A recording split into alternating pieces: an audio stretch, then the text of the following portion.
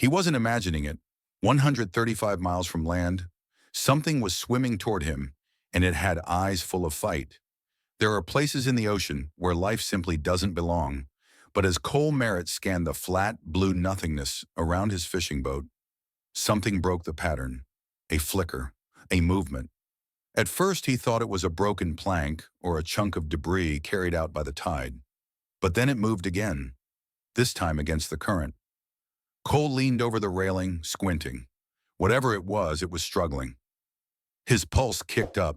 He snatched his binoculars and brought them up fast. His jaw went slack. It was a dog. A German shepherd, soaked and barely afloat, kicking feebly to stay alive in the middle of the Atlantic. No collar, no gear. Just a living animal somehow out here in one of the most remote stretches of ocean. There was no time to process the impossibility of it. Cole spun the wheel and throttled forward. The boat surged through the water as he closed the distance. Waves slapped the hull.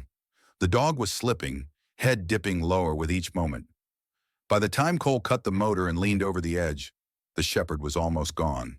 "Stay with me," he shouted, but there was no reaction, just a pair of distant, terrified eyes. Cole stripped off his shirt, threw a rope ladder overboard, and dove straight in. The cold slammed into him like concrete. Salt stung his nose and throat, but he swam hard, arms tearing through the water, closing the gap between him and the dog. When he reached the shepherd, the animal went limp, body folding against his chest. One arm around the dog's torso, Cole kicked like hell. The journey back felt endless. When they finally reached the side of the boat, he shoved the shepherd upward. The dog clawed at the rungs of the ladder, dragging himself just far enough to collapse on the deck. Cole followed, gasping, drenched, shaking. The dog wasn't dead, but he was close. His paws were shredded. His ribs jutted through soaked fur. His breathing was thin, shaky. Cole grabbed a tarp and wrapped him tight. "You're okay now," he whispered, brushing wet fur from the dog's eyes.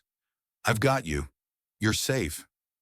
The shepherd didn't respond, but something flickered in his eyes, something deep, unreadable. Not fear, not trust, something else. A pure, burning will to survive. He should have been dead, but instead, he was breathing, trembling, and staring into nothing like he'd come from somewhere no one escapes. Cole sat cross-legged on the deck beside the collapsed German shepherd, seawater still dripping from his clothes. The tarp he'd wrapped around the dog was already soaked, but it was all he had. The animal's body was cold to the touch, his pulse faint. Yet somehow he was hanging on. Cole reached for a water bottle, unscrewed the cap, and poured a small stream into a bowl. He slid it gently toward the shepherd, but the dog didn't move. No blink, no shift in breath. Just the soft rise and fall of a chest that shouldn't still be working. "You're a ghost," Cole muttered, "or you were meant to be." He studied the shepherd's limbs, paws torn raw, legs stiff, the fur around his chest matted with blood and salt. There were deep red lines under his front legs like he'd been swimming against resistance. Hours of it. Nothing about this made sense. There wasn't a single sign of a boat, a person, or a crash. Just a dog dropped into the deep with nothing but instinct keeping him alive. Cole turned the boat toward land. The nearest marina was nearly 2 hours away, but he didn't hesitate. As the engine rumbled back to life, he glanced at the animal curled beside him. The shepherd didn't lift his head, didn't even react to the vibration under his body. He just lay there, one eye barely open, tracking Cole from the corner. "You've been through hell," Cole whispered, gripping the wheel, "and I don't know how you made it out." The sun shifted low on the horizon, bathing the ocean in gold. Behind them, the waves erased the evidence of where the dog had come from. Ahead, nothing but questions. As the shoreline crept into view, Cole glanced down again. Still breathing, still alive, but no signs of trust, just that same distant look, like he'd left something unfinished out there in the deep. When they docked at the old pier, Cole didn't head to the local shelter or animal control. He couldn't. Something inside him wouldn't allow it. He scooped the dog into his arms, dead weight, soaking wet, and laid him carefully across the passenger seat of his truck. The shepherd didn't resist, didn't even flinch. Cole drove in silence, one hand on the wheel, the other resting gently on the dog's back. He didn't know why, but it already felt like a promise. He wouldn't let this animal disappear. 10 miles inland, he pulled into a small vet clinic he knew. Quiet, no questions, just care. As he pushed through the door carrying the shepherd in his arms, the receptionist began to protest. "Sir, you can't—" He was alone, 135 miles offshore, Cole interrupted. "No collar, no ID. I just need someone to look at him." That was enough. The room fell silent. A young vet appeared from the back, eyes wide. "Did you say 135 miles?" she asked. Cole nodded. "Middle of nowhere. No boats. No clue how he got there." Without another word, the shepherd was taken from his arms and rushed through swinging doors. Cole stood frozen, chest heaving, clothes clinging to his skin. He didn't even know why he cared so much. Maybe it was the fight still burning behind the dog's eyes. Maybe it was because the world had clearly given up on him, and he hadn't. They expected a dying stray. What they found was something no ordinary dog could survive. 20 minutes passed like hours. Cole sat drenched in the corner of the clinic waiting room, his boots leaking seawater onto the tile. No phone in hand, no distractions. Just the sound of the wall clock and the questions pounding in his head. Who would leave a dog that far out? Why would anyone even be there? The vet finally stepped back into the room, a clipboard in one hand, her face unreadable. "He's severely dehydrated," she said. "Muscles are torn, paws shredded. He's scraped up like he swam through hell. But somehow, his heart's strong, very strong." Cole exhaled, tension flooding out of his shoulders. "No microchip," she added. "No tattoo. No collar. But we did find this." She opened a small plastic bag and handed it to Cole. Inside was a rusted fragment of metal, thin and jagged, with something etched faintly across the surface. He held it up to the light. Most of the engraving was gone, corroded by salt and time, but one letter remained, barely legible. Wrote just that, nothing more. Cole stared at it, brows furrowed. "Could have been a tag," he muttered. "A broken one." The vet nodded. "Could be. Or it could mean something else. But he's lucky. If you hadn't found him when you did—" She didn't finish. She didn't need to. That night, Cole didn't go home to his apartment above the docks. Instead, he took the long road out to his father's old cabin, a weather-beaten place on the edge of Mirror Lake. Forgotten and still.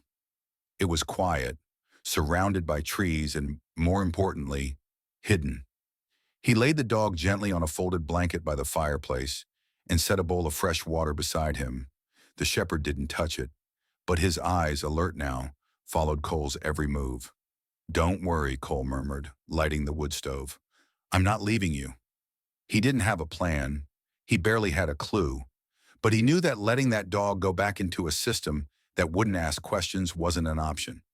Something about the shepherd's silence spoke too loudly to ignore. Before heading to bed, Cole sat cross-legged beside the dog on the floor. "You shouldn't be here," he said quietly. "Not on this floor. Not in this cabin. Not even in this world after what you've been through." The shepherd blinked once. Not fear, not warmth, but something in between. "I don't know who you are," Cole continued, "but I know one thing. Somebody wanted you gone." The dog didn't respond, but as the fire flickered and shadows danced across the wooden walls, he shifted just slightly, leaning into the blanket, breathing deeper. Cole watched him for a long time, eyes heavy, mind racing. That rusted tag sat on the table beside him. He turned it over once more. Room number. No name. Just that one letter, as if it was all that was left of whatever life this dog once had. He reached out slowly, resting his palm on the shepherd's side. The dog didn't flinch, didn't pull away, just lay there, solid and still, as if he'd decided for the moment that he could stay. The first sign wasn't a bark or a growl. It was the sound of claws on wood, quiet and deliberate. He was moving. Cole woke to the soft scrape of nails against the cabin floor. For a split second, he thought it was a dream. But as his eyes adjusted to the dim light of early morning, he saw the German shepherd standing, shaky, stiff, but upright, sniffing slowly around the room. His legs wobbled under him, and his gait was uneven, favoring the right side. But the dog was on his feet, alive, moving. Cole sat up. "Look at you," he whispered. The shepherd paused, looked at him, then continued to explore the edges of the cabin. He didn't bark, didn't make a sound. His steps were careful, methodical, like a soldier mapping unfamiliar terrain. When he passed by a sudden creak in the floorboards, he didn't flinch. His ears twitched once, then settled. "You've been trained," Cole muttered. He got up, pulled a pot of leftover chicken from the fridge, and set it on the stove. The shepherd didn't beg. He didn't inch closer or whimper like most starving dogs would. He just sat by the corner of the room, watching, waiting. When Cole finally placed a bowl of cooked meat and rice on the floor, the dog approached it cautiously. He sniffed it, then took a bite, slow, measured, no rush. The way he ate, the way he moved, there was intent behind it. Calm, focused, disciplined. Cole crouched down beside him, still watching closely. "You're not just smart, you're trained, maybe even more than that." After breakfast, Cole stepped out onto the old wooden dock out back. The lake was still, a sheet of glass reflecting the overcast sky. He didn't hear the shepherd follow. He felt it. The dog stood beside him, looking out across the water, the same kind of endless blue that nearly swallowed him days before. But there was no fear in his eyes, only memory and calculation. "You've seen things," Cole said quietly. "Haven't you?" The dog didn't move.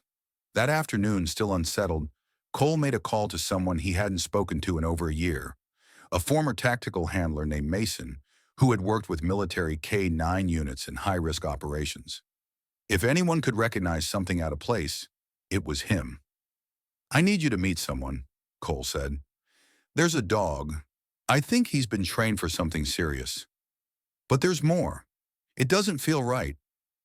Mason didn't ask questions. He just said, "Give me the address." He arrived 2 hours later in a dusty black SUV, tall and sharp-eyed, dressed like someone who never quite left the field. When he stepped inside the cabin, he didn't speak. He simply crouched down and studied the shepherd. The dog stood his ground, silent and watchful. "Sit," Mason commanded softly. Nothing. "Lie down." No movement. Then Mason raised 2 fingers and curled them downward in a slow arc. Instantly, the shepherd dropped to the ground, tail tucked, posture tense, but obedient. Mason stood, eyes narrowed. "He's not just trained," he said. "He's programmed. Silent command, used in covert field ops." Cole's stomach dropped. "You didn't pull a stray out of the ocean," Mason said. "You pulled out a working dog, someone's asset." Cole looked at the shepherd now lying quietly on the floor, watching them both with alert, unblinking eyes. "Then why was he out there?" Cole asked. "Why would a trained animal be swimming alone 135 miles offshore?" Mason didn't answer. He didn't have to. Because the real question, the one no one wanted to say out loud, was even worse. Who sent him there? And why? They thought he was just a dog, but someone was already watching, and they were coming to take him back. That night, sleep never came. Cole sat by the window, staring into the dark forest that wrapped around the cabin.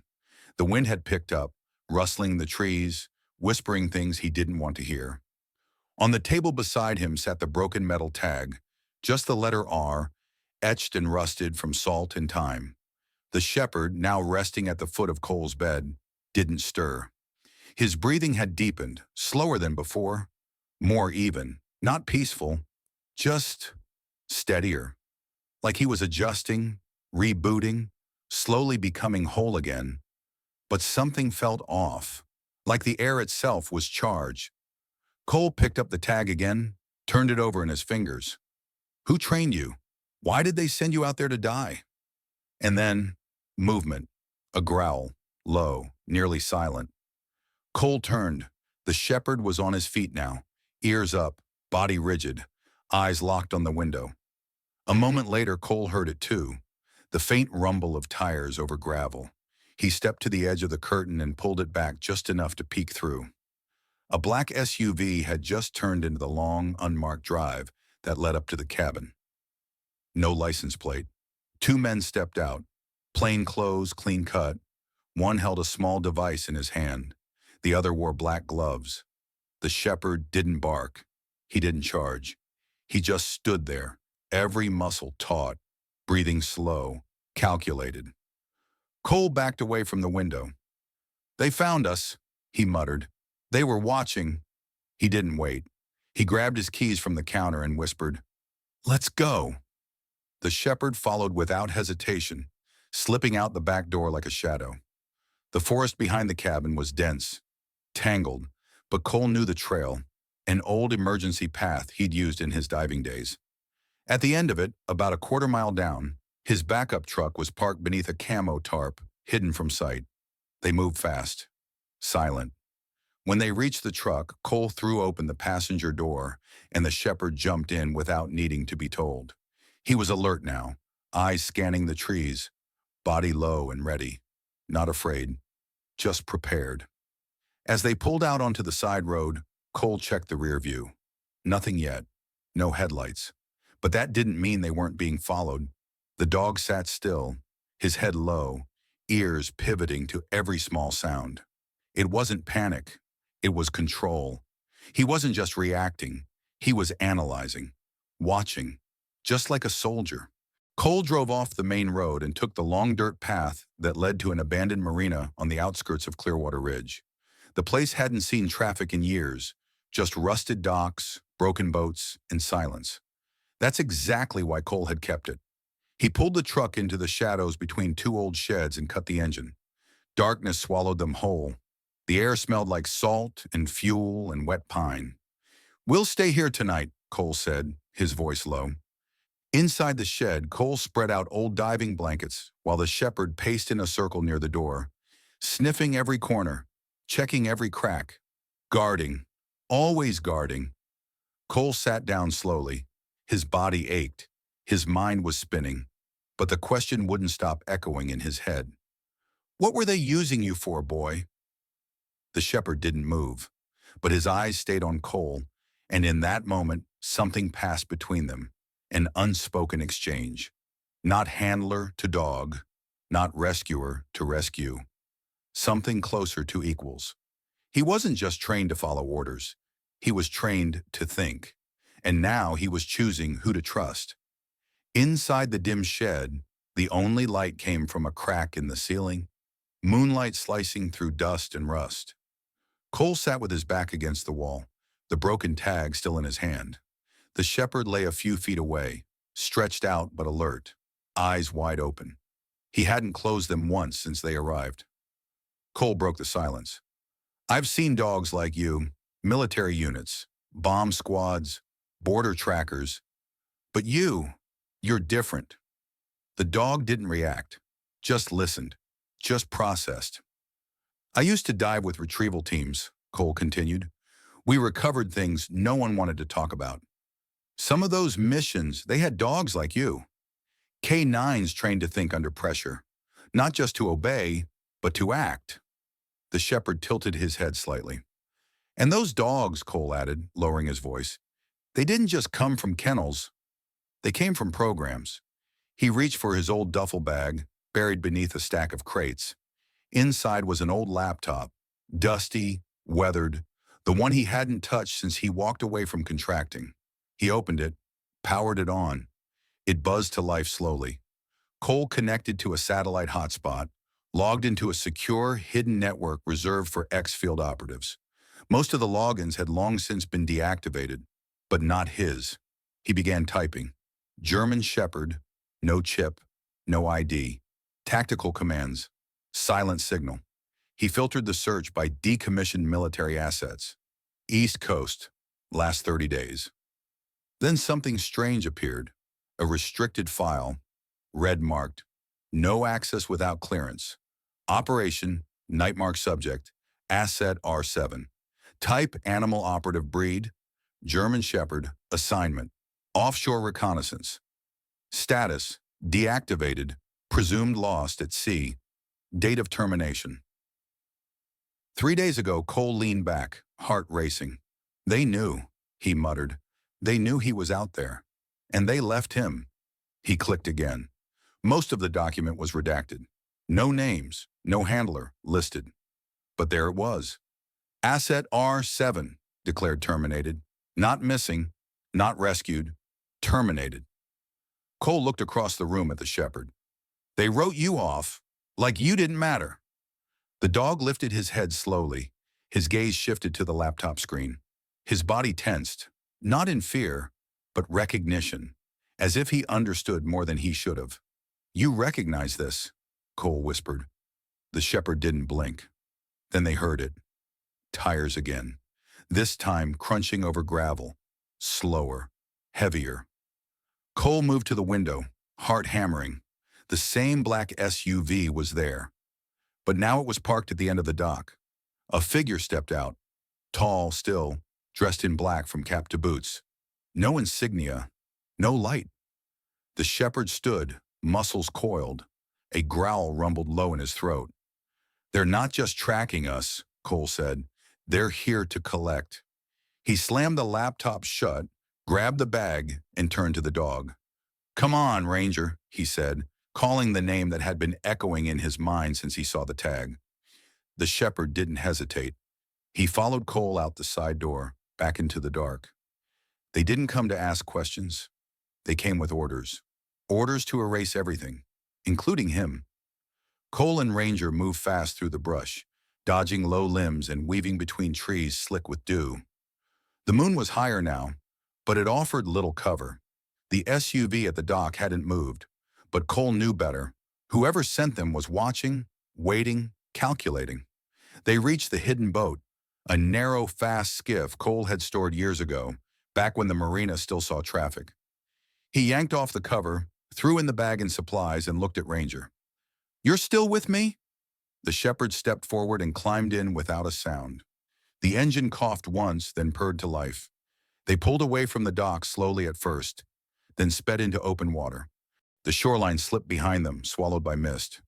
Cole kept his eyes on the dark horizon while Ranger stood at the bow, wind whipping through his fur, ears sharp.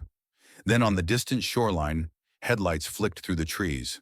The SUV wasn't hiding anymore. It was watching them leave. Cole's knuckles tightened on the wheel.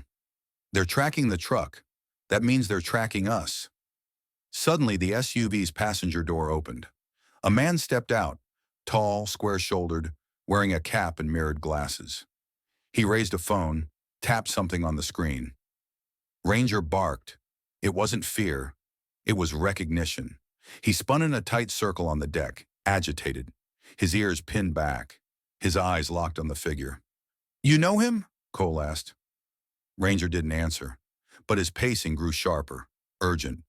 The man lowered the phone and raised his hand, as if signaling someone. At that moment, a second vehicle emerged behind the first. Whoever these people were, they weren't improvising. They had coordination. We're not ready for that, Cole muttered, turning the skiff sharply toward deeper water. Not yet. Ranger sat down again, his eyes never leaving the shore. They rode the waves for nearly an hour in silence. The ocean around them groaned with wind, but Cole stayed focused. Eventually, he pulled into a rocky cove, a place only accessible by boat or through miles of thorns and overgrowth. It had served as a staging point for dive missions in his past. Now it would serve as a hideout. He killed the engine. The air was still, quiet. They tied off the boat and moved toward the cliffs. Ranger followed every step, his body language unchanged. No panic, just readiness. That same cold focus that seemed almost human. Cole set down the pack and pulled out the printed version of the restricted file. He read it again and again. Asset R7. Breed German Shepherd, handler, redacted purpose, recon plus tactical asset status, terminated, compromised. They didn't lose you, Cole said aloud. They tried to erase you. He turned the old tag over in his hand, R. That was all they gave him, one letter. one ghost of an identity. Ranger, Cole repeated, locking eyes with the dog. The shepherd didn't look away. Then his ears twitched. He turned his head toward the sea. Cole followed his gaze. A helicopter, black, silent, fast, and getting closer. They didn't send a message. They sent a chopper, black and unmarked, and 5 men who didn't wear names. Cole ducked low behind a boulder as the helicopter descended toward a clearing above the cliffs. Its rotors chopped the air in tight rhythm, spraying dirt and broken leaves across the rocks. From the open door, 4 figures leapt out. Black gear, visors down, no insignia. Then a 5th man followed. No mask, no helmet, just a calm, weathered face and the posture of someone who'd never lost control of a mission. Beside Cole, Ranger didn't move a muscle, but his eyes locked on the 5th man like a magnet. Every hair on his back stood straight. Cole glanced at him. "That's him, isn't it?" Ranger didn't growl. He didn't blink. He just watched, unmoving, breathing slow. And then, the man reached into his jacket, pulled out a small handheld device and pressed a button. A sharp sound cut the air. Not loud, not for human ears, but Ranger flinched. His head dropped. He staggered back, pawing at his ears, eyes wild. "Hey!" Cole hissed, grabbing his fur, steadying him. "It's okay. You're here. You're not theirs anymore." But Ranger's body shook. That sound, it was triggering something buried deep. Old commands, deep conditioning. Cole could see it happening. The fight in Ranger's eyes dulled for a second. He looked confused, torn between instinct and freedom. Then the man pointed toward the cliff. 2 of the black-clad operatives started up the rocky trail fast, weapons slung, tactical and silent. "We have to move," Cole muttered, dragging the pack onto his back. But Ranger didn't budge. "Come on," he snapped. Ranger stayed frozen until he let out one short, sharp bark. Not panic, not obedience, a decision. And then he bolted, not away but toward the path leading up to the clearing. "Ranger, wait!" Cole chased after him, boots pounding the dirt. His lungs burned, adrenaline roaring through every limb. As they crested the trail, Ranger lunged at one of the armed men, teeth flashing. He hit with full force, knocking the man sideways into a boulder. The other one raised his weapon, but Cole crashed into him from behind, tackling hard. The gun skidded across the rocks. "Stand down, R7!" the handler barked from the clearing. Ranger froze. The voice, it was too familiar, too deep inside. "Return!" the man shouted. "Mission isn't over!" Cole stood between them now, breathing hard, blood on his knuckles. "It is now." The handler stepped forward, calm, controlled. "You think you can protect him? He's not a dog. He's a classified unit, a liability, an experiment. He's not an asset," Cole growled. "He's a survivor, and he chose." Ranger moved beside Cole, stiff and silent. Then he growled, not in anger, but something colder, final, a closing of the door. The other operatives began to retreat toward the chopper. The handler lingered, eyes locked on Ranger. "You're making a mistake, Reagan," he said. Cole didn't look away. "Maybe, but it's ours." The helicopter lifted, wind screaming across the rocks. They watched it vanish into the sky, the last noise fading into silence. Cole looked down at Ranger. The dog's shoulders were still trembling, but this time, it wasn't fear. It was release. He wasn't running anymore. For the first time, he stood still, not because he was hiding, but because he was free. They climbed down from the cliff slowly, both moving like they'd aged a year in the last hour. The boat was still waiting in the cove, hidden under the cover of jagged rocks and wild trees. Cole stepped in first and turned back to offer his hand. Ranger didn't need it. He leapt on silently and curled up near the bow, facing the horizon with eyes half closed but still alert. As the boat cut across the waves, Cole watched the shoreline vanish behind them. No black SUVs, no more figures in the trees, just open sea and cold air. But the tension between them wasn't gone. It had shifted. It wasn't fear anymore. It was something quieter, like the settling of dust after a long collapse. "You're not R7 anymore," Cole said. one hand on the wheel. "You're Ranger. That's your name now. No code. No leash." The dog didn't respond, but his ears flicked at the sound of it. They spent the night back at the cabin, this time with the doors locked but not in fear. The world wasn't safe, but it wasn't over them either. Not yet. Ranger curled up at the foot of the couch and, for the first time, slept deeply. No pacing, no growling, no sudden jerks awake. Just slow, even breathing, like something inside him had finally stopped screaming. By morning, the cabin smelled of eggs and fresh wood smoke. Cole tossed a piece of grilled chicken into a bowl and watched as Ranger stood, stretched, and walked over with steady legs. He wasn't limping anymore. The wounds were healing, the stiffness fading. Whatever trauma he'd carried into that ocean, he was starting to let it go. That afternoon, Cole took him into town for the first time. A small coastal place where the roads were more sand than asphalt and everyone knew each other by voice. People stopped and stared. It wasn't every day a man walked down Main Street with a war-weathered German shepherd who looked like he could stare through a brick wall. They reached the pet shop. Linda, the owner, stepped out from behind the counter. "So you're the one they're talking about," she said, crouching low. "You're Ranger." She held out her hand slowly. Ranger sniffed it and gave a cautious wag. Cole nodded. "He's been through a lot." "I heard, we all did. Word gets around fast in a town like this." She disappeared into the back room and returned with something wrapped in brown paper. "It's from all of us." Inside was a handcrafted leather collar, thick, dark brown, with one word burned into the front in gold stitching, Ranger. Cole stared at it for a moment before crouching and gently fastening it around the dog's neck.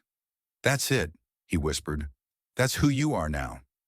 Ranger didn't move, but his tail swayed once, soft, controlled, steady. Later they stopped by the beach. Not the endless ocean that had nearly taken him, but a quiet inlet where kids tossed frisbees and seagulls squawked from the rooftops. The wind carried the smell of salt and sun-dried rope. Cole tossed a ball down the shore. Ranger hesitated, then chased it. No urgency, no command. Just a run, free and simple. When he returned, he dropped the ball at Cole's feet, sat down, and looked up. No growl, no fear, just presence, just peace. He survived the ocean, escaped a secret mission, and outran the ones who made him. But what healed him was far simpler. It was being seen. The sun dipped low over the bay, turning the sky a soft orange as the waves kissed the shoreline in slow, steady rhythm. Cole sat on the front steps of the cabin, a mug of coffee in hand, watching as Ranger dozed in the golden light. The German shepherd's chest rose and fell with quiet rhythm. His body stretched across the porch like he'd lived there his entire life. He looked different now, stronger, fuller. His coat had regained its shine. The rawness in his paws had faded. But more than that, the tightness behind his eyes was gone. Whatever weight he'd been carrying when he clawed his way onto Cole's boat, he'd begun to let it fall away. Cole took a deep breath and looked out at the still water. He hadn't heard from the men in black since the confrontation on the cliff. No more surveillance. No more strange sounds in the woods. Maybe they'd backed off. Maybe they decided it wasn't worth the chase anymore. Or maybe they knew. Ranger had made his choice, and so had Cole. The old cabin, once a quiet retreat, had become something it hadn't been in a long time. A home. And Ranger wasn't just a guest. He was part of it. He belonged there. That evening, they walked the shore together. The tide rolled in gentle waves, and Ranger didn't flinch at the sound. He didn't crouch or tense. He walked beside Cole with his head high, tail relaxed, gaze forward. They stopped by the edge of the rocks where the water lapped cool and smooth. Cole knelt beside him. "You were never just a dog," he said softly. "You were more than what they made you. And now, you're more than what they left behind." Ranger leaned against his leg, eyes half closed. Then slowly, he rested his head on Cole's knee. Not in submission, in trust. As the sun dipped below the trees and the stars began to poke through the dusk, they turned back toward the cabin, two shadows moving in sync. No orders, no mission, just life, just healing, just freedom. Because not all heroes wear badges, not all rescues start with a plan, and not all broken things stay broken. Sometimes all it takes is someone to see the fight left in you, and to fight with you, not for you. If Ranger's story moved you, don't forget to like this video, subscribe to the channel, and share it with someone who believes in second chances. Because sometimes the greatest stories begin where hope almost ended.